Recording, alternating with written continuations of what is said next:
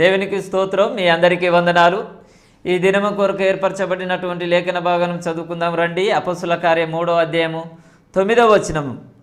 వాడు నడుచుచు దేవుని స్తుతించుట ప్రజలందరూ చూచి. ఆమేన్. దేవునికి స్తోత్రం. హల్లెలూయా, హల్లెలూయా, హల్లెలూయా. స్తోత్రం, స్తోత్రం. మన ప్రభువును ప్రియరక్షకుడైనటువంటి యేసుక్రీస్తు ప్రశస్తమైన నామంలో శాంతి టీవీలో ప్రసారం అవుతున్నటువంటి ఆయన హెచ్చవలసి ఉన్నది, హీ మస్ట్ ఇంక్రీజ్ అనేటువంటి అనుదిన ఆత్మీయ కార్యక్రమ వీక్షకులైన ఆత్మీయ బంధువులైన మీ అందరికీ నా హృదయపు లోతులో నుంచి ప్రత్యేకమైనటువంటి వందనాలు తెలియజేస్తున్నాను, శుభాలు తెలియజేస్తున్నాను, అభినందనలు తెలియజేస్తున్నాను. దేవుని స్తోత్రం. May God bless you. హల్లెలూయా. ఈ దినమంతా దేవుడు మీకు ఆశీర్వాదకరంగా మార్చాలని కోరుకుంటున్నాను. దేవుని స్తోత్రం. దేవుని బిడ్డలారా, ఇలాగా ప్రతి ఉదయం దేవుని వాక్యంతో మీ దగ్గరికి రావడం, మీరు విన్నా వినకపోయినా, అంటే మీరు అందరూ అని కాదు, మీలో కొంతమంది విన్నా వినకపోయినా, కొంతమంది వినాలని ప్రయత్నం చేసినప్పటికీ అప్పుడప్పుడు వింటూ లేదా కాస్త విని ఆపేసినా, ఇందులోని మాటలు మిమ్మల్ని తాకాలని, ఈ మాటలు వెలువడినటువంటి మాటలు, డెలివర్ అయినటువంటి మాటలు, ఈ రికార్డ్ అయినటువంటి మాటలు మీ మనసు పొరల్లో కూడా రికార్డు కావాలని, మీ మనసులో దాగి ఉండాలని కోరుకుంటున్నాం. దేవుని స్తోత్రం. హల్లెలూయా. టీవీలో ప్రోగ్రాం అంటే చిన్న విషయమే కాదు, ఈ రోజుల్లో చిన్న విషయమే, కష్టమైందేం కాదు. కారణం ఏంటంటే ప్రతి వారికి యూట్యూబ్ ఛానల్స్ ఉన్నాయి. యూట్యూబ్లో నుంచో ఇక ప్రతి వాళ్ళు ఏదో ఒకటి సోషల్ మీడియాలో ఏదో అప్లోడ్ చేసేసి సో రీల్స్ వచ్చేసి 1 minute మెసేజ్ ఇలా రకరకాల వచ్చేసి, కానీ ఒక చిన్న సంఘ కాపరిగా ఈ టీవీ పరిచయను సవాలుగా తీసుకొని 4వ సంవత్సరంలో, దేవుని స్తోత్రం, హల్లెలూయా, ప్రభు కృపను బట్టి ఇంచుమించు 38 నెలలుగా, అనగా 2020 సంవత్సరం, 2021, 2022, 12, 3, 36 నెలలు. 2023లో జనవరి నెల అయిపోయింది, ఫిబ్రవరి నెల అయిపోయింది. 38 నెలలు కంప్లీట్ చేసుకొని 39వ నెలలో ప్రవేశించడానికి ప్రభు సాయం చేశాడు. ఒక నెలకి 30 ప్రోగ్రాంలు ఉంటాయి. కాబట్టి ఇలా చూసుకుంటూ కూర్చుంటే మనం ఇంచుమించు 1200 మెసేజ్లు ఎక్కువైపోతున్నాయి. మెసేజ్ల సంఖ్య పెరుగుతూ ఉంది. 3 సంవత్సరాలు ప్రభు కృపను బట్టి యోహాను సువార్త ధ్యానించుకున్నాం. 2020లోను, 2021లోను, 2022లోను మనం యోహాను సువార్త ధ్యానించుకున్నాం. ఇప్పుడు అపోస్తల కార్యముల ధ్యానంలో ఉన్నాం. ఈ సంవత్సరం మొత్తం అపోస్తల కార్యములు మొత్తం ధ్యానించుకుంటాం మనం. ఇంకా మిగిలినటువంటి ఇప్పుడు జరుగుతున్న 3వ అధ్యాయము, మిగిలినటువంటి 25 అధ్యాయాలు, వీటన్నిటిని మనం కవర్ చేయాలి. స్తోత్రం. హల్లెలూయా. ఇప్పటికే సుమారు 60-70 ప్రసంగాలు అయిపోయినాయి. ఇంకా మిగిలిన 200 చిల్లర 280-90 ప్రసంగాలు ఉన్నాయి. కాబట్టి అపోస్తల కార్యములు ప్రార్థనాపూర్వకంగా మీరు చదువుతూ సిద్ధపడుతూ ముందుకు సాగాల్సిందే కోరుతున్నాం. అపోస్తల కార్యములకి సువార్తలకి తేడాలు ఉన్నాయి. అపోస్తల కార్యం ఇట్స్ ఎ హిస్టరీ. హిస్టరీ మనం ఎందుకు ధ్యానించాలండి అంటే, ఆ హిస్టరీలో దేవుడు చేసిన కార్యాలు మనం అర్థం చేసుకుంటున్నాం. ఆ హిస్టరీలో మిస్టరీ అంటే దేవుని కార్యమే. మనుషుల చరిత్రలో దైవ కార్యం, మనుషుల చరిత్రలో మనుషుల కార్యాలు కాదు. మనుషుల చరిత్రలో, మనుషుల యొక్క గతంలో, 1వ శతాబ్దపు మనుషుల యొక్క గతంలో మహిమ స్వరూపి అయిన దేవుని కార్యాలు. 7 దీపస్తంభముల మధ్యలో సంచరిస్తున్నాడట ఆయన. దీపస్తంభముల మధ్యలో 8వ దీపస్తంభంగా కాదు, ఆయన మనుష్య కుమారుడిగా సంచారం చేస్తున్నాడు. స్తోత్రం. అలాగే మన మధ్యలో వాక్యంగా, వాక్య రూపంలో, ఒక శరీరము దాల్చుకోకపోయినప్పటికీ స్వర రూపంలో మనందరినీ సమీపిస్తున్నాడు ఆయన. దేవుని స్వరం, వాక్యము అనేది దేవుని స్వరం, వాక్యం అనేది దేవుని సత్యం, వాక్యం అనేది దేవుని సంగీతం, వాక్యం అనేది దేవుని సాహిత్యం, వాక్యము దేవునిది, ద వర్డ్ ఆఫ్ గాడ్. మనుషుల వాక్యం కూడా ఉంది. మీరు మనుషుల వాక్యమని ఎంచక మనుషుల వాక్యాన్ని దేవుని వాక్యం అని చెప్పి సమస్య తెచ్చారు అపోస్తల కార్యం 12వ అధ్యాయంలో. తెసలోనిక వారు మనుషుల వాక్యం అని భావించకుండా దేవుని వాక్యం అని ఎంచారు. అపోస్తల కార్యం 12వ అధ్యాయంలో ఒక జనం, మొదటి తెసలోనిక పత్రిక 2వ అధ్యాయంలో ఒక విధమైన జనం. వాళ్ళు మోసం చేసిన జనం అపోస్తల కార్యం, మోసం చేసిన జనం మరణం తీసుకొచ్చారు. మహిమపరచాలి అనే ఉద్దేశం కలిగిన వాళ్ళు మహిమను తీసుకొచ్చారు. సరే, దేవుని స్తోత్రం. నిన్నటి ఎపిసోడ్లో మనం ఏం పొందుకున్నాం, పొందుకోబడినటువంటి విషయాలు ఏంటి అనే దాని గురించి ఆలోచించాం. పీటర్ అండ్ జాన్కి, అనగా పేతురు యోహాన్లకి, అపోస్తలులకి దైవ ప్రేరణ కలిగింది. దేవాలయంలోకి వచ్చారు. దేవుడు ప్రేరేపించకుండా, దేవుడి యొక్క నడిపింపు అనుగ్రహించకుండా, ఒకవేళ దేవాలయానికి వెళ్ళాలనుకొచ్చింది, ప్రభా దేవాలయానికి వెళ్ళాలనుకుంటున్నాం, వెళ్ళాలా వద్దా? అలనాడు దావీదు యుద్ధానికి వెళ్ళాలా వద్దా అని దేవుని దగ్గర అనుమతి తీసుకొని, పర్మిషన్ తీసుకొని వెళ్ళేవాడు. అలాగే దేవుడు మనకు జ్ఞానం ఇచ్చాడు. జ్ఞానం ప్రకారం మనం అడుగులు వేయాలి. ఈ మధ్యకాలంలో ఎవరో ఒకరు మెసేజ్ కూడా విన్నాను, మీ పేర్లు అవి చెప్పను కానీ మీకు వింటే అర్థమవుతుంది. ఎవరో ఒకరు ఏ డ్రెస్ ధరించాలా అని బీరువా దగ్గరికి వెళ్ళారట. వెళ్ళినప్పుడు అలా అడిగినప్పుడు, ప్రార్థన చేసినప్పుడు వెంటనే దేవుడు నన్ను లాగిచ్చి కొట్టి ఒక ముటిక్కాయ వేసినట్టు వేసి, నీకు బుర్ర ఇచ్చా కదా బుర్రవాడు అన్నాడట. దేవునికి స్తోత్రం చెప్పండి, చప్పట్లు కొట్టండి అని అన్నారు. ఇదొక ప్రసంగం, ఇదొక రీల్.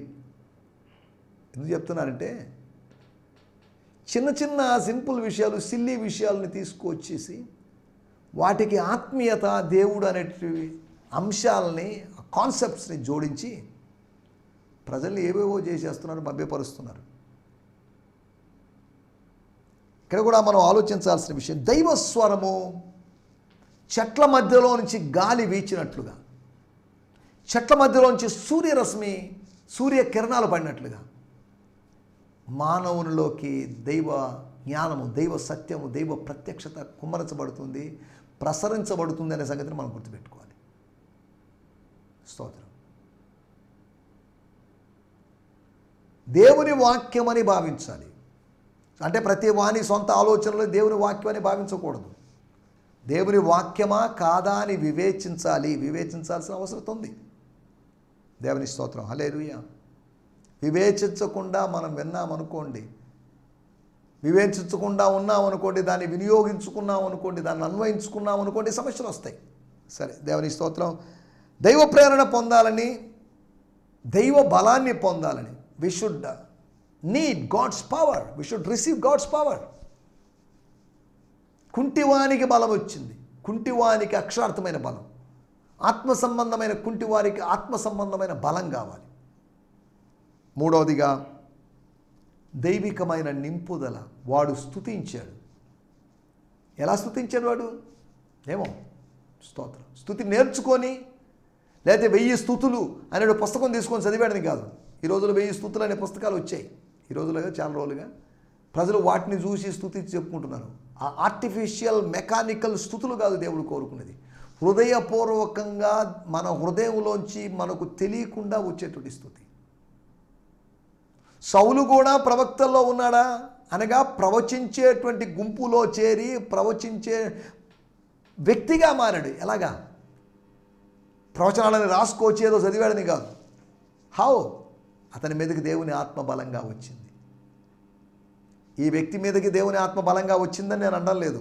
అపోస్తల కార్యం 3వ అధ్యాయంలోని వ్యక్తిని గురించి జాగ్రత్తగా ఆలోచించాలి. మనం ఇక్కడ ఆలోచిస్తున్న విషయాలు అపోస్తల కార్యములు 3వ అధ్యాయంలో దైవికమైన నింపుదల మాకు కావాలని అని అడగాలి దేవుని. We need filling. ఎక్కడ గ్యాప్ ఉందో, ఎక్కడ ఖాళీ ఉందో, ఆత్మలో లోటు ఎక్కడుందో, ఆత్మ ఎక్కడ నిండకుండా ఉందో అక్కడ నింపబడాలి, ఫుల్గా ఉండాలి. గ్యాస్ట్రిక్ ట్రబుల్ వచ్చింది, రకరకాల సమస్యలు వచ్చాయి, అల్సర్స్ వచ్చాయి. కారణం ఏంటి? కడుపు ఖాళీగా ఉండడం వల్ల వచ్చిన సమస్య. ఆత్మ ఖాళీగా ఉన్నా కానీ ఆత్మ సంబంధమైన అనారోగ్యానికి గురవుతాం. ఆత్మ సంబంధమైన ఆరోగ్యం పాడవుతుంది. దేవుని స్తోత్రం. ఈ సమయంలో మనం ఆలోచిస్తున్నట్టు విషయం, నాలుగవదిగా దైవికమైనటువంటి విస్మయము, దైవ విస్మయం, ఆత్మ సంబంధమైన విస్మయం. ఏదో మ్యాజిక్ చేస్తే కలిగినటువంటి విస్మయం కాదది, ఏదో ఇంద్రజాలం వల్ల కలిగిన విస్మయం కాదది, దైవ కార్యం వల్ల జరిగినట్టు విస్మయం. వాళ్ళు షాక్కు గురయ్యారు, నిర్గాంతపోయారు, అవాక్కైపోయారు. దేవుని స్తోత్రం. కాబట్టి మనం కూడా ఇట్టి అనుభవాలు, దైవ ప్రేరణ పొందుకోవాలని, దైవ బలం పొందుకోవాలని, దైవ నింపుదల పొందుకోవాలని, దైవికమైన ఆశ్చర్యాన్ని, ఆని పొందుకోవాలని, ఆసమ్నెస్ని పొందుకోవాలని, అమేజ్మెంట్ని పొందుకోవాలని గత ఎపిసోడ్లో మాట్లాడుకున్నాం. స్తోత్రం. రండి మనం ఈ సమయంలో దేవుని వాక్యాన్ని ధ్యానించుకుందాం. అపోస్తుల కార్యములు 3వ అధ్యాయం 9వ వచనం. స్తోత్రం. అపోస్తులు నడుచుచు దేవుణ్ణి స్తుతించుట ప్రజలందరూ చూచి. దేవుని స్తోత్రం. చాలేడు సార్. వాడు, ఆ కుంటివాడు, ఆ శృంగారమను ద్వారము దగ్గర నిలబడి అయితే కూర్చుండి ఎవరో కొందరి చేత మోయబడుతూ వచ్చి భిక్షాటన చేసుకుంటున్నవాడు, వాడు నడుస్తూ, హీ వాజ్ వాకింగ్, నడుస్తూ దేవుని స్తుతించుట ప్రజలందరూ చూచిరి. వాళ్ళు గంతులు వేయడం చూడలేదా? చూశారు. కానీ అలాగనే ఎక్కువసేపు గంతులు వేయలేదు, కానీ వాడు ఎక్కువసేపు నడిచాడు. వాడేమో నడుచుచు, గంతులు వేయచ్చు, దేవుని స్తుతించుచు వారితో కూడా దేవాలయంలోకి వెళ్ళాను. ఒకటి నడిచాడు, రెండోది గంతులు వేశాడు, మూడోది దేవుని స్తుతించాడు. వాడు 3 పనులు చేస్తే ఇక్కడ రాయబడింది, వాడు నడుచుచు దేవుని స్తుతించడం. వాడి గంతుల్ని చూడలేదు, వాళ్ళ డ్యాన్స్ని చూడలేదు. చూసే అవకాశం లేదని కాదు, అర్థం. చదువుతాను నేను అపోస్తుల కార్యములు 3వ అధ్యాయము 9వ వచనంలో, fathers life New Testament. So all the people saw him walking and praising God. వాడు స్తుతిస్తున్నాడు. స్తుతి అనేది, ప్రార్థన అనేది నేర్చుకొని చేసేది కాదు. నేర్చుకుంటే మేము ప్రార్థన నేర్చుకుంటాం, స్తుతి నేర్చుకుంటాం అనుకుంటారేమో. కాదు, ఇవి వాటంతట అవే వచ్చేవి. స్తోత్రం. They come by themselves. 3వ అధ్యాయము 9వ వచనాన్ని నేను చదువుతున్నాను. స్తోత్రం. హల్లెలూయా. స్తోత్రం. When all the people saw him jumping up and down and heard him glorifying God. వాడు దేవుణ్ణి మహిమపరచడాన్ని వాళ్ళు చూస్తున్నారు. స్తుతించడానికి మహిమపరచడానికి తేడాలు ఏంటి అని అడగొద్దు, రెండు ఒకటే, పర్యాయ పదాలే, సినానిమ్సే. When all the people saw him jumping up and down, వాడు కిందకి పైకి ఎత్తి కుదేసినట్లుగా, గంతులు వేసినట్టు, దూడ గంతులు వేసినట్లుగా, heard him గ్లోరిఫయింగ్ గాడ్. వాడు దేవుని మహిమపరుస్తున్నాడు. 2వ అధ్యాయంలో ప్రజలు దేవుని మహిమపరచడం, వాళ్ళు దేవుని కార్యాలు వివరించడం వాళ్ళు విన్నారు, ఇప్పుడు చూశారు. 2వ అధ్యాయంలో జరిగింది ఒక టైపు, 3వ అధ్యాయంలో జరిగింది ఒక టైపు. చదువుదాం, వాడుక భాషలో చదువుకుందాం. 3వ అధ్యాయం 9వ వచనం. మందిరములో ఉన్న వాళ్ళంతా, మందిరములో అనగా దేవాలయములో ఉన్నవారంతా అతడు నడవటము దేవుని స్తుతించటము చూశారు. అతను నడవడం, అతను స్తుతించడం చూశారు. వాళ్ళు నడిచారు, వాళ్ళు స్తుతించుండొచ్చు, కానీ వీడి నడక, వీడి స్తుతిలో తేడా ఉంది. జీవితంలో మొట్టమొదటిసారి నడుస్తున్నాడు, జీవితంలో మొట్టమొదటిసారి స్తుతిస్తున్నాడని చెప్పలేం, కానీ he was walking in his life for first time. మొదటి స్టెప్స్ అవి, మొదటి అడుగులు, అలాగని తప్పటడుగులు కాదు. వాడు దృఢంగా నడుస్తున్నాడు. వాడు తప్పటడుగులు వేసే ప్రాయం కాదు అది, వాడు 40+ ఉన్నాడు. దేవుని స్తోత్రం. హల్లెలూయా. మన టైటిల్ మార్పు, చేంజ్, రూపాంతరం, లేదా చేంజ్, ట్రాన్స్ఫిగరేషన్, ట్రాన్స్ఫార్మేషన్. ఏంటి మార్పు? మనలో రావాల్సిన మార్పు ఏంటి? ఇక్కడ ఈ అద్భుతం ద్వారా, అద్భుతంలో జరిగినట్టు కొన్ని మార్పులు, లేకపోతే ఆ వ్యక్తి జీవితంలో కొన్ని మార్పులు. ఒక అద్భుతం ద్వారా మార్పు జరుగుతుంది. A miracle will change you, a sign, a wonder will change you. తిరుగులేదు దానికి. యేసు మారుస్తాడు. యేసు అద్భుతాల ద్వారా మనల్ని మారుస్తాడు. యేసు ఆశ్చర్యకారాల ద్వారా మనల్ని మారుస్తాడు. యేసు తన వాక్యం ద్వారా మనతో మాట్లాడి మనల్ని మారుస్తాడు. యేసు మారుస్తాడు. He will changes. మనల్ని మెల్లగా మారుస్తాడు, క్రమంగా మారుస్తాడు. He want to changes. టోటల్గా మనల్ని మార్చి మార్చి మార్చి మార్చి ఆయన రూపమునకు సమరూపము కలిగినది. ఆయనతో పాటు లేకపోతే ఆయన దేవుని కుమారుడైన యేసుతో సారూప్యము గలవారగునట్లుగా. That is the climax and conclusion. ఎంతవరకు ఈ మార్పులు, ఎంతవరకు ఈ అనుభవం? దానికి ఒక లిమిట్ ఉంది. అది ఎప్పటి వరకు అంటే యేసు ప్రభువులాగా మారడం, అక్షరార్థంగా కాదు, ఆత్మీయంగా.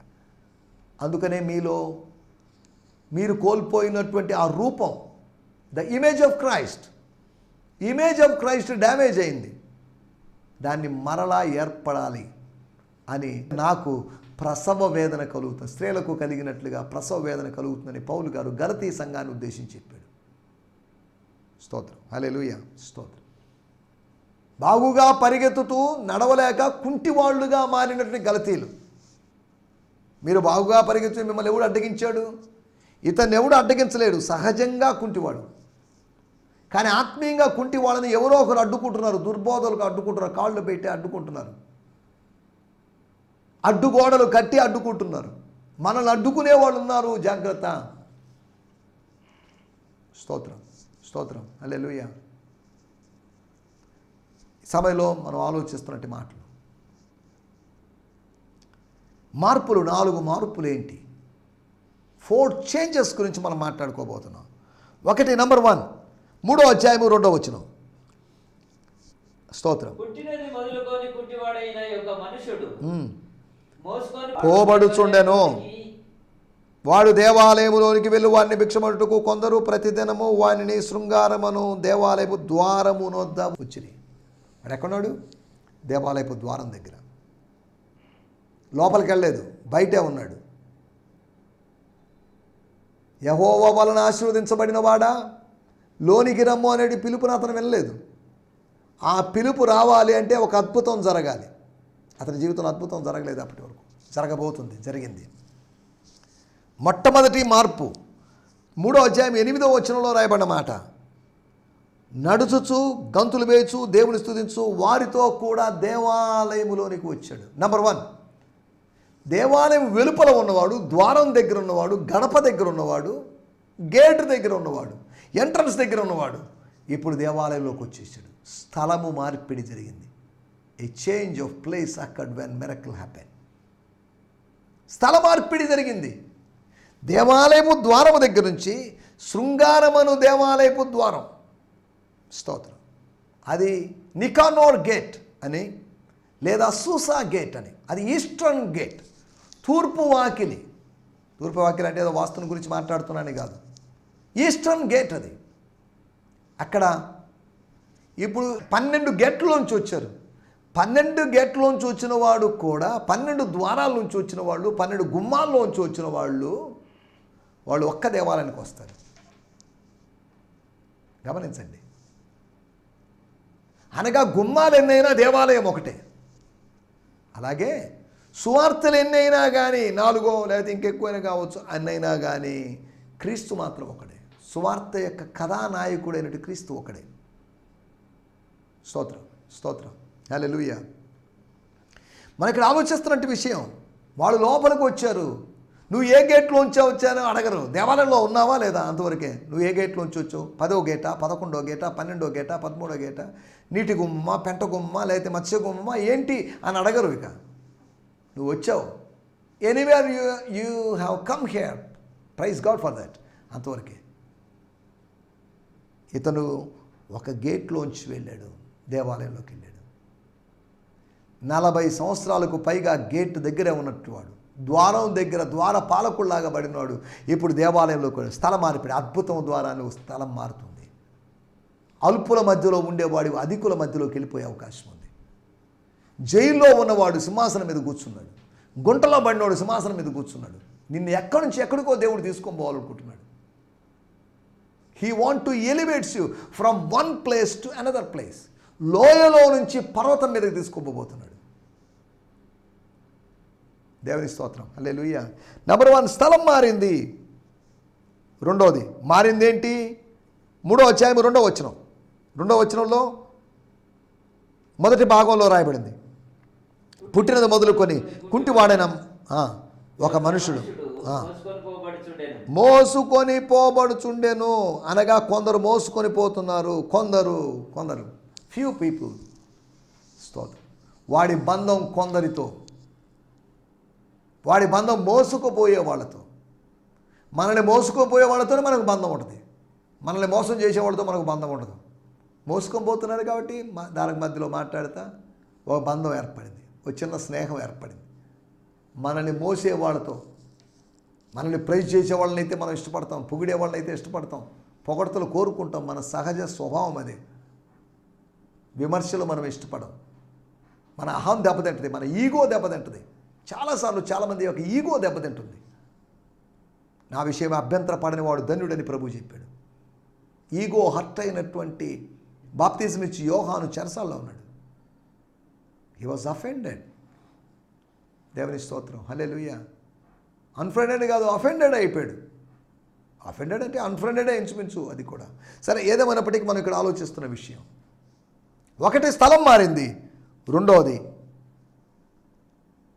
అతను మోసుకుపోయే వాళ్ళతో సంబంధం కలిగి ఉన్నాడు. 11వ వచనంలో చూస్తే వాడు పేతురు యోహానును పట్టుకొని ఉండగా. స్తోత్రం, హల్లెలూయా. అపోస్తల కార్యములు 8వ అధ్యాయం 13వ వచనంలో కూడా మనం ఇలాగే చూసినట్లయితే ఆ ఫిలిప్ అనేటువంటి దేవజనుని, ఫిలిప్ అనే పాస్టర్ గారిని, సువార్థికుడిని వదిలిపెట్టకుండా గారడి సీమోను ఉన్నాడంట. చూడండి, తనకెవరు సువార్త చెప్పారు, తనను ఎవరు రక్షణలో నడిపించారు, తనకెవరు స్వస్థ ఎవరి ద్వారా, ఏ దాసుని ద్వారా ఏ దేవజనులో స్వస్థ కలిగిందో ఆ దేవజనులను విడిచిపెట్టకుండా ఉన్నాడు, పట్టుకొనే ఉన్నాడు. ఇంతకుముందు మోసే వాళ్ళతో సంబంధం, ఇప్పుడు మహిమ కార్యము జరిగించే వాళ్ళతో సంబంధం ఏర్పడింది. దేవుని స్తోత్రం. రెండవది సంబంధం మారింది. ఒకటి స్థలం మారింది, రెండవది సంబంధం మారింది, రిలేషన్స్ మారిపోయినాయి. అంటే వాళ్ళతో కట్ చేసుకుని, అయ్యా మీకు నమస్కారం, ఇక మీకు నాకు సంబంధం లేదు అన్నాడని కాదు తన మాటల యొక్క ఉద్దేశం. New relations, new friends, new fellowship.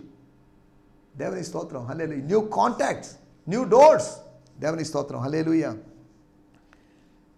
మూడో విషయం, అపోస్తల కార్యములు 3వ అధ్యాయము 3వ వచనం. పేతురును యోహానును ప్రవేశింపబోనప్పుడు వాడు చూచి, సైగలతో కాదు, వాడు కేకలేసో అరిచో సాయం చేయమనో.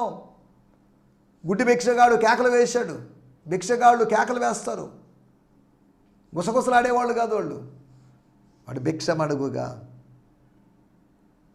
ధనవంతులైన వారు లేదా శ్రీమంతులైన వారు వారి చెవుల్లో పడాలి తన కేకలు, తమ ఆర్తనాదాలని గట్టిగా అరుస్తారు వాళ్ళు. స్తోత్రం. ఒకటి అతని స్థలం మారింది, రెండోది అతని సంబంధం మారింది. మూడో విషయం మనం ఆలోచిస్తున్నాం. ఇప్పుడు వాడు ఎక్కడున్నాడు?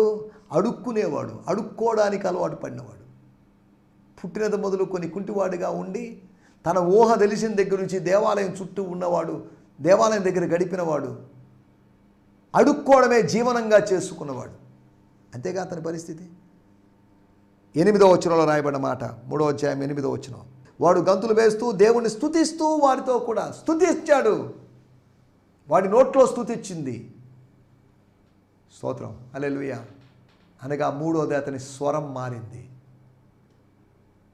అతని స్వరం యొక్క స్థాయి మారింది. ఇంతకుముందు దీనత్వంగా అడిగేవాడు, ఇప్పుడు దైవికంగా మారాడు. నీ స్వరం దైవికంగా మారాలి. స్తోత్రం, హల్లెలూయా. అతనిలో మార్పులు మనం చూస్తున్నాం. ఒకటి అతని స్థలం మారింది, రెండవది అతని సంబంధం లేకపోతే అతని స్నేహం మారింది, మూడవది అతని యొక్క స్వరం మారింది. His tone, his voice was changed. మారలేదా? మారింది.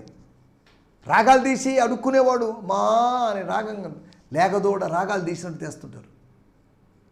ఇప్పుడు వాడు స్తుతి వచ్చింది వాడి నోట్లో.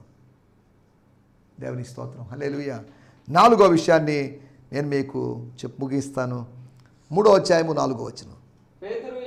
పేతురు యోహాను వానిని తేరి చూచి స్తోత్రం, హల్లెలూయా.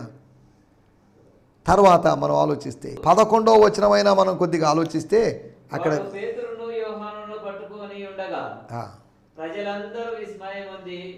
చాలేదు. ఇంతకుముందు వాడు ప్రజలు విసిరేటువంటి, పేతురు యోహాను విసిరేటువంటి చిల్లర డబ్బులు పట్టుకునేవాడు. ఇప్పుడు డబ్బులు బాధ పట్టుకునేది వాడు డబ్బులు ఇచ్చే చేతిని పట్టుకోగలిగాడు. స్తోత్రం, హల్లెలూయా. ఎంతసేపటికి ఆరంభ దినాల్లో మనం ఆశీర్వాదాల కోసం వెనకాల వెళ్తుంటాం, ఆశీర్వాదాలు పట్టుకోవాలని చూస్తాం. కానీ ఆత్మీయంగా ఎదిగినప్పుడు ఆశీర్వాదించే వాడినే పట్టుకుంటాం. ఆశీర్వాదాలు పట్టుకోవడం సులభం, ఆశీర్వదించేవాడిని పట్టుకోవడమే కష్టం. ఆశీర్వదించేవాడిని పట్టుకున్నామంటే ఆశీర్వాదాలు వచ్చేస్తాయి. మనం ఇక్కడ ఆలోచిస్తున్న మాటలు, అతని స్థలం మారింది, అతని సంబంధం లేదా అతని స్నేహం మారింది. మూడవదిగా అతని స్వరం మారింది. నాలుగవదిగా మనం చూస్తున్నట్టు మాట. స్తోత్రం, హల్లెలూయా. అతని దృష్టి మారింది, లేకపోతే అతని చూపు మారింది, అతని లక్ష్యం మారింది. ఇక్కడ రాయబడిన మాట, వాడు వారి యొద్ద ఏమైనా దొరుకునేమోనని కనిపెట్టుచు వారి యందు లక్ష్య పెట్టెను. వారి ధనమందు, వారి పర్స్ అందు, వారి జోబులందు, వారి చేతులందు లక్ష్య పెట్టాడు. ఇప్పుడు ఆ లక్ష్యం మారింది, ఆ గోల్ మారింది, ఆ టార్గెట్ మారింది. స్తోత్రం, హల్లెలూయా. వారిని కేవలము డబ్బులు కలిగిన వాళ్ళు గాను, వాళ్ళను మనీ అన్నట్టుగా చూశాడు, డబ్బు కోసమే వాళ్ళని చూశాడు. ఇప్పుడు వాళ్ళని పట్టుకొని ఉన్నాడు, అనగా వాళ్ళని ఆత్మ సంబంధంగా పట్టుకొని ఉన్నాడు. దేవుని స్తోత్రం. మారింది ఏంటి? స్థలం మారింది, ఓకే, సంతోషమే. సంబంధం మారింది, బాగానే ఉంది. స్వరం మారింది, వాడి యొక్క ఉద్దేశం మారింది, వాడి యొక్క ఆలోచన మారింది, వాడి యొక్క స్వభావం మారింది. ఇంకా చెప్పాలంటే ఇంతకుముందు డబ్బు కోసం చూసే స్వభావం, డబ్బు నాకు వద్దండి, దేవుడు ముఖ్యం, దేవుని బిడ్డల ముఖ్యం, డబ్బు ముఖ్యం. నీ స్వభావం మారిందే? వ్యాపారస్తుడిగా ఉండి ఒక వ్యక్తి రక్షింపబడి మళ్ళీ క్రిస్టియన్గా మారి ఇంకా ఇక్కడ బిజినెస్ చేస్తున్నాడు. వ్యాపారి తన స్వభావాన్ని మార్చుకోవాలి. అపోస్తలుల కార్యం 16వ అధ్యాయం లూదియా తన స్వభావాన్ని మార్చుకుంది. వ్యాపారస్తురాలే కానీ విశ్వాసిగా మారింది. ఇక్కడ కూడా ఇతని స్వభావం మారింది, అతని లక్ష్యం మారింది. ఇంతకుముందు డబ్బు మీద మనసు ఉంది, అది అతని స్వభావం. ఇప్పుడు డబ్బు ఇచ్చేటువంటి దేవుని సేవకుడి మీద, ఆత్మ సంబంధమైన ధనం మీద అతని మనసు మారింది, మళ్ళీంది, లక్ష్యం ఉంది.